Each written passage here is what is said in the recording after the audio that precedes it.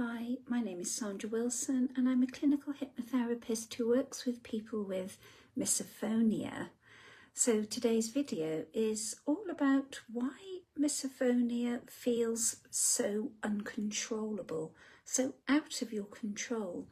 So if you are unlucky enough to have this debilitating condition, you may feel quite embarrassed, confused about how intensely you feel when you're triggered by those sounds that you hate. So you might think, oh, why can't I just ignore the sounds, ignore those noises like everybody else seems to be able to do.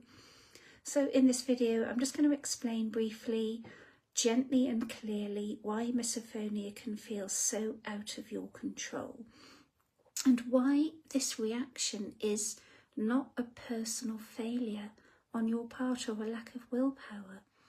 So misophonia is not generally about the sound itself.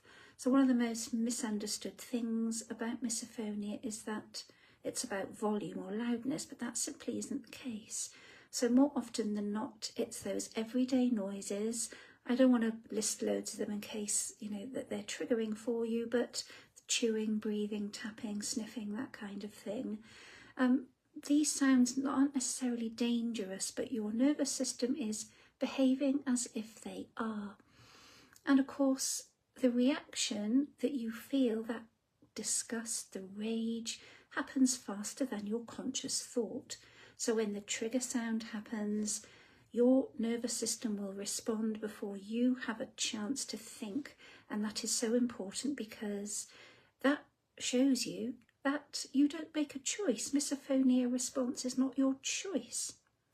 So your body and your brain are just basically assessing that noise as a threat. So it's a threat detection response designed to keep you safe. So by the time you're aware of the sound, your body might already be in fight or flight. So you're getting ready to run away or get into a fight, or hopefully not. And that's why it feels so out of proportion. You just feel intense. It's intense and it is not a choice. So misophonia typically is your nervous system. It is acting in a very sensitive way, on high alert, and it's almost as though that sensitivity is just too high.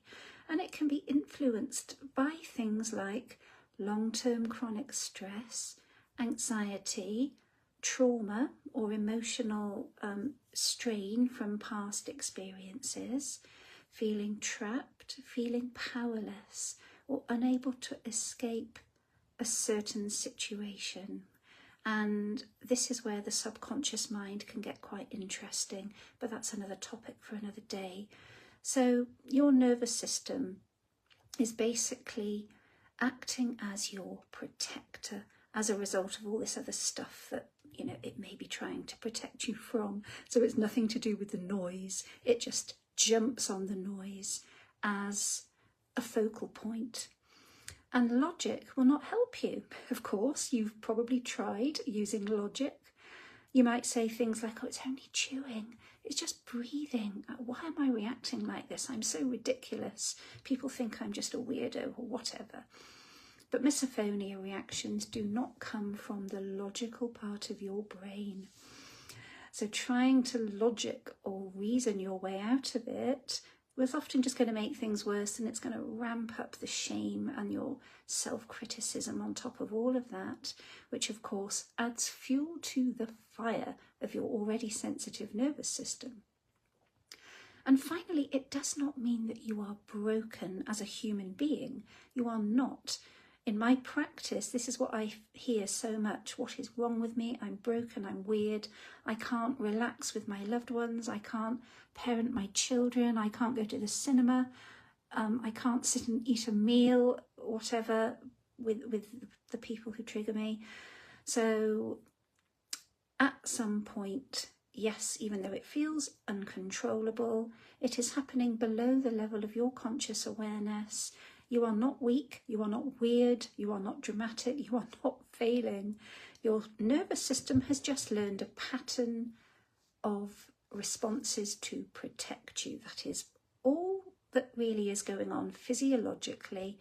And the good news is that learned patterns can be worked with slowly and safely.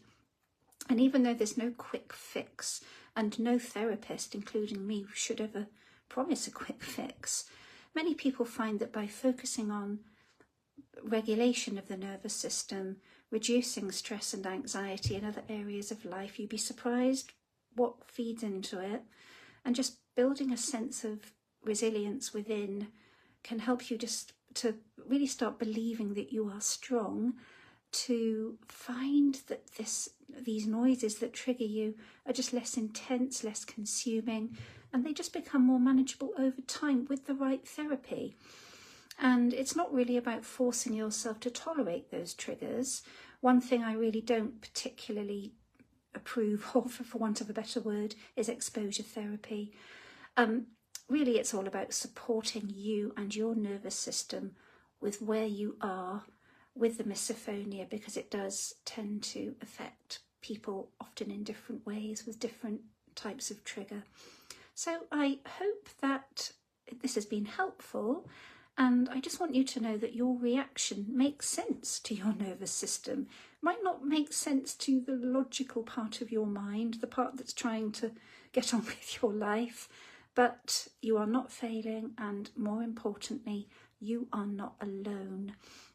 This is a condition that affects a lot more people than you would realise, and if you'd like to learn more about understanding misophonia through the lens of your nervous system, you're very welcome to subscribe to my channel and perhaps get in touch if you want to chat. So I will see you another day. Bye for now.